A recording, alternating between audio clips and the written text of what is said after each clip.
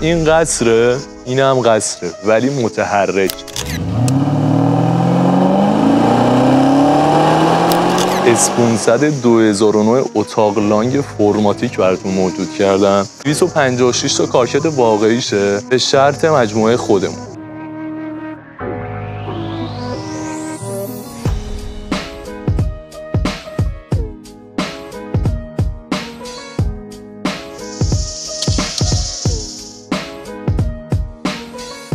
بقیه کمپانی‌ها بابی آپشن ریختن تو ماشیناشون، ولی مرسدس با لودر.